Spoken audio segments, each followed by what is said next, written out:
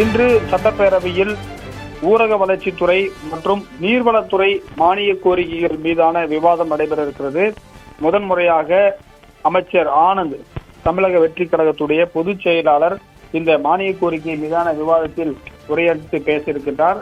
அவருக்கு முதன்முறையாக இந்த சட்டப்பேரவையில் ஒரு டிமாண்டை மூவ் செய்வதற்கான வாய்ப்பு கொடுக்கப்பட்டிருக்கிறது. 2 நாட்களாக மானிய கோரிக்கைகள் மீதான விவாதம் நடைபெற்று வருகிறது.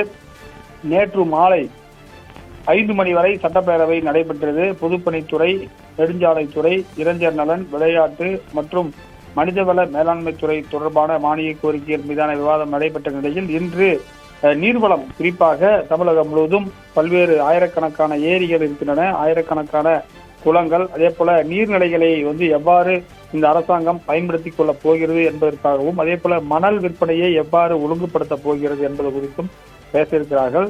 அதே போன்று திமுக சார்பில் முன்னாள் அமைச்சர்கள் பலரும் பேச இருப்பதாக தகவல் வெளியாக இருக்கிறது. அதிமுக சார்பில் பரமத்தி வேலூர் எம்எல்ஏவாக இருக்கக்கூடியவர் பேசுகிறார், சேகர் என்பவர் பேசுகிறார். அதே போல பாட்டாளி மக்கள் கட்சி சார்பாகவும் இந்திய கம்யூனிஸ்ட், மார்க்சிஸ்ட் கம்யூனிஸ்ட், அதே போல பாஜக சார்ந்த உறுப்பினர்களும் இந்த மானிய கோரிக்கை விவாதத்தில் பங்கேற்க இருக்கிறார்கள். குறிப்பாக இந்த மானிய கோரிக்கை என்ன அப்படின்னு பாத்தீங்கன்னா, அதாவது பட்ஜெட்ல மொத்தமா பணம் ஒதுக்கிடுவாங்க. இப்ப அந்த 25,000 கோடிக்கு என்ன திட்டம் வைத்திருக்கிறார்கள், எந்தெந்த திட்டத்திற்கு எவ்வளவு செலவு செய்யப்படுகிறார்கள், இந்த வரக்கூடிய மார்ச் மாதத்திற்குள் எந்த மாதிரியான பணிகள் நடைபெறும் என்பதை விளக்கக்கூடியதுதான் இந்த மானிய கோரிக்கை மீதான விவாதம் என்பது இருக்கும் என்று எதிர்பார்க்கப்படுகிறது. குறிப்பாக கடந்த காலங்களில் 2021 தான் நீர்வளத்துறை என்ற ஒரு துறை உருவானது. அதற்கு முன்பாக அது பொதுப்பணித்துறையில் இருந்தது. 2016 பார்த்தீர்கள் என்று சொன்னால் அந்த துறையை முன்னாள் முதலமைச்சர் Edappadi Palaniswami PWD and WRD இரண்டையும் சேர்த்து ஒரே அமைச்சராக இருந்தார். ஆனால் தற்போது 2 துறைகளாக பிரிக்கப்பட்டு PWDக்கு தனி அமைச்சராகவும் WRD நீர்வளத்துறை என்று ஒரு புதிய அமைச்சரவை உருவாக்கப்பட்டிருக்கிறது. குறிப்பாக காவிரி பிரச்சனை ஒரு பெரிய பிரச்சனையாக இருக்கிறது. ஏனென்று சொன்னால் அதுவும் நீர்வளத்துறையில் வர குறிப்பாக ஆனந்த் அவர்களை பொறுத்தவரை பாண்டிச்சேரியில் இருந்து வந்திருக்கின்றார். அவருக்கு தமிழகத்துடைய நீர்நிலைகள் பற்றி நிறைய இந்த 2 மாதங்களுக்கு மேலாக அவருக்கு அதிகாரிகள் பல்வேறு விஷயங்களை சொல்லிக் கொடுத்திருக்கிறார்கள். அதேபோல நீர்வளத்துறை செயலாளராக இருந்த சத்யபிரதா சாஹூ ஒரு பிரச்சனை காரணமாக தற்போது அவர் அதிலிருந்து விடுவிக்கப்பட்டு 2 துறைக்கும் ஒரே செயலாளர் என்ற ஒரு நிலைமை இருக்கின்றது. ஊரக வளர்ச்சித்துறைக்கும் நீர்வளத்துறைக்கும், அதாவது இதுக்கு போன்று 2 பெரிய துறைகளுக்கு ஒரே செயலாளர் இருந்ததில்லை. எனவே அது குறித்தும் கூட இன்றைக்கு பேரவையில் எதிர்க்கட்சிகள் கேள்வி எழுப்பதற்கு வாய்ப்பு இருக்கிறது. அதே போல ஊரக வளர்ச்சித்துறையை பொறுத்தவரை தமிழகம் முழுவதும் இருக்கக்கூடிய 12,000 கிராமங்கள் குறித்தான ஒரு முக்கியமான டிபேட். கிராமங்கள் வளர்ந்தால்தான் நாடு வளரும். எனவே கிராமங்களுக்கான நிதி ஒதுக்கீடு எந்த அளவுக்கு இருக்கிறது என்பது குறித்தும் எதிர்க்கட்சிகள் பேச இருக்கிறார்கள். குறிப்பாக பாட்டாளி மக்கள் கட்சிகளுக்கு அதிக முக்கியத்துவம் கொடுக்க வேண்டும் என்று சொல்லிக் கொண்டிருக்கிறார்கள். எனவே அது குறித்தும், அதே போன்று இன்று காங்கிரஸ் அமைச்சரவையில் இடம்பெற்றுள்ள அமைச்சர் ராஜேஷ் உடைய சுற்றுலாத்துறை தொடர்பான மானிய கோரிக்கை விவாதமும் நடைபெற இருக்கிறது. முதன்முறையாக காங்கிரஸ் அமைச்சர் ஒருவர் மானிய கோரிக்கை விவாதத்தில் பேசுவது இதுவே முதன்முறையாக இருக்கும். அதே போல வரக்கூடிய திங்கட்கிழமை உயர்கல்வித்துறை அமைச்சர் விஸ்வநாதன், அவரும் காங்கிரஸ் கட்சியைச் சேர்ந்தவர், அவரும் இந்த மானிய கோரிக்கை விவாதத்தில் பங்கேற்க இருக்கிறார். எனவே 60 ஆண்டுகளுக்கு பிறகு தமிழகத்தில் ஒரு அமைச்சர் தனது துறையில் காங்கிரஸ் கட்சி சார்பான அந்த அமைச்சரவையில் பங்கேற்றிருக்கக்கூடிய ஒருவர் தனது மானிய கோரிக்கை விவாதத்தில் பங்கேற்று சுற்றுலாத்துறை தொடர்பான அறிவிப்புரை வெளியிட்டிருக்கிறார். அதே போல இந்த துறையில் முக்கியமான விவாதங்கள் நடைபெறுகின்றன. அதே போல காலையில் ஆரம்பித்தவுடன் கவன ஈர்ப்பு தீர்மானங்கள் ஏதாவது எதிர்க்கட்சிகள் கொண்டு வந்தால் அதை சிறப்பு கவன ஈர்ப்பு தீர்மானம் என்ற அடிப்படையில் எடுத்துக் கொள்வார்கள். விதி எண் 55 பயன்படுத்தி அது நடக்கும். அதே போன்று பல்வேறு இன்றைக்கு அலுவல்களுக்கு இடம்பெற்றிருக்கிறது. நேற்றைக்கு சட்டப்பேரவை சபாநாயகர் ஜேசிடி பிரபாகர் நாளைக்கு என்று சொன்னால் ஒரு 2 தினங்களுக்கு முன்பாக OPS சுகர் இருக்கிறது, எனவே சீக்கிரம் முடியுங்கள் என்று சொன்னால், ஆனால் எதிர்க்கட்சியைச் சேர்ந்த இளம் உறுப்பினர்கள் சுகர் இருப்பவர்கள் எல்லாம் சட்டப்பேரவைக்கு வருகிறார்கள். இளைஞர்கள் நிறைய பேச வேண்டும் என்று அவர்கள் ஒரு தரப்பில் பேசினார்கள். இது ஒரு சர்ச்சையானது.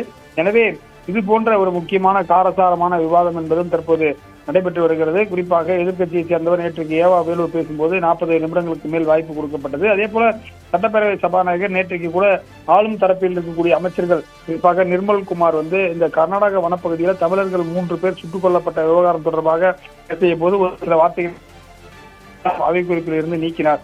எனவே சபாநாயகரை பொறுத்தவரை ஒரு நடுநிலை இருக்கின்றார். நேற்றுக்கு கூட முக்கியமான சில அறிவிப்புகளை ஆதவ் அர்ஜுனா அமைச்சர் வெளியிட்டிருக்கிறார்.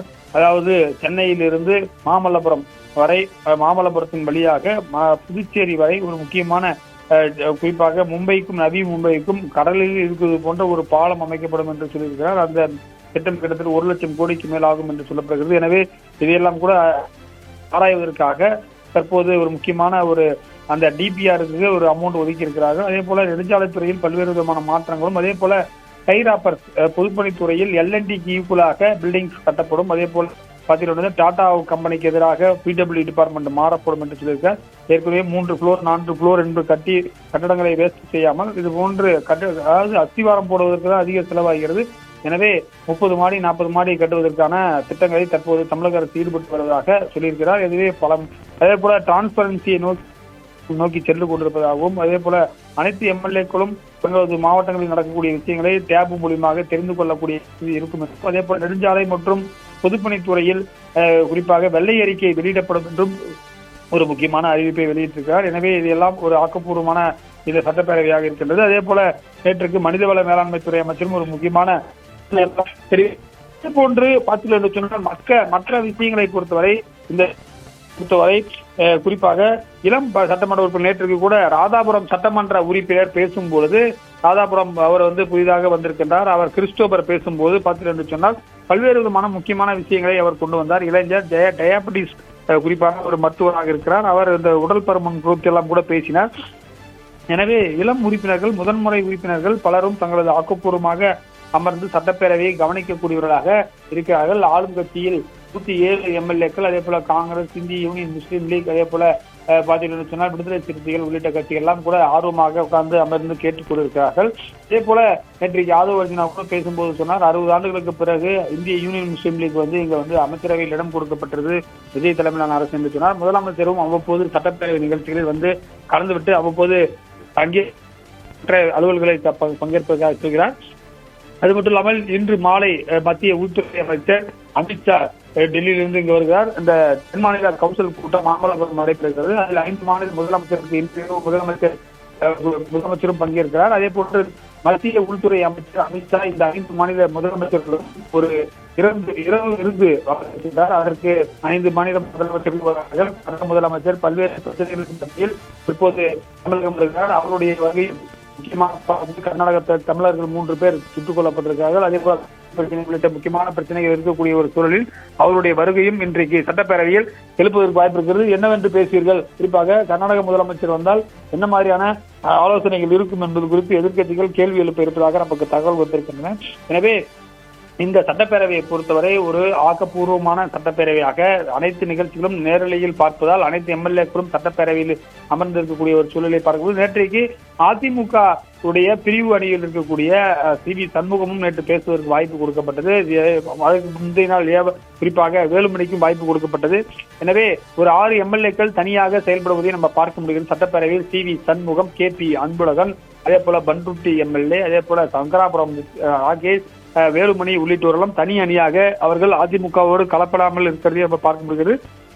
அதே போல அதிமுக உறுப்பினர்களை பொறுத்தவரை தலவாய் சுந்தரம், அக்ரி கிருஷ்ணமூர்த்தி, ஓஎஸ் மணியன் போன்றவர்களும் அவ்வப்போது பேச வாய்ப்பு கேட்டு தங்களது ஜனநாயக கடமையை அவர்கள் அரசினுடைய கவனத்திற்கு கொண்டு வருகிறார்கள். அதே போல திமுகவை சேர்ந்த குறிப்பாக திண்டுக்கல் எம்எல்ஏவாக வந்திருக்கக்கூடிய ஐ.பி. செந்தில்குமார் போன்றவர்களெல்லாம் கூட இளமையான உறுப்பினர்கள், அவர்களும் கேள்வி எழுப்புகிறார். நேற்றுக்கு பார்த்தீர்கள் என்று சொன்னால் யாதவ் அர்ஜுனா பேசும்போது கலைஞர் என்று பேசினார், ஜெயலலிதா அம்மையார் என்று பேசினார். அதே போல புதிய தலைமைச் செயலகம் கட்டக்கூடிய ஒரு சூழலை நோக்கி தமிழகம் சென்று கொண்டிருப்பதையும் அவர் மறைமுகமாக சுட்டிக்காட்டியிருக்கிறார். அதே போல 3 முக்கியமான பிளேயர்ஸ், நேஷனல் பிளேயர்ஸ் இருப்பார்கள் என்று சொல்லி, குறிப்பாக அவர் ஏற்கனவே பேஸ்கெட் பால்ல ஒரு நேஷனல் பிளேயராக இருந்ததாகவும், அதனை தொடர்ச்சியாக மரியவில்சனும் ஒரு நேஷனல் பிளேயர் என்றும் பேஸ்கெட் பாலில், அதே போல ஐ. பெரியசாமியும் முன்னாள் அமைச்சர், அவர் தற்போது எம்எல்ஏவாக இருக்கிறார். 1989 எம்எல்ஏவாக இருக்கக்கூடியவர் ஒருவர், 96 தவிர 1989, 91, 2001, 2006, 2011, 16, 21, 26 ஆகிய காலகட்டத்தில் கிட்டத்தட்ட 30 ஆண்டுகளுக்கு மேலாக அவர் சட்டப்பேரவையில் உறுப்பினராக 35 ஆண்டுகள் சட்டப்பேரவை உறுப்பினராக இருக்கக்கூடிய ஐ. பெரியசாமியையும் புகழ்ந்து பேசினார்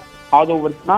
இது போன்று ஒரு ஜனநாயக பூர்வமான ஒரு விஷயம். குறிப்பாக அனைத்து எம்எல்ஏக்கள், அமைச்சர்கள், அதே போல ஐஏஎஸ் அதிகாரிகளை கொண்டு ஒரு விளையாட்டுப் போட்டியை தமிழக அரசு விரைவில் ஏற்பாடு செய்யும் என்றும் சொல்லியிருக்கிறார். இது ஒரு முக்கியமான நடைமுறை. அரசியல் நாகரிகத்தை நோக்கி தமிழகம் சென்று கொண்டிருப்பதை காட்டுவதாக இருக்கிறது.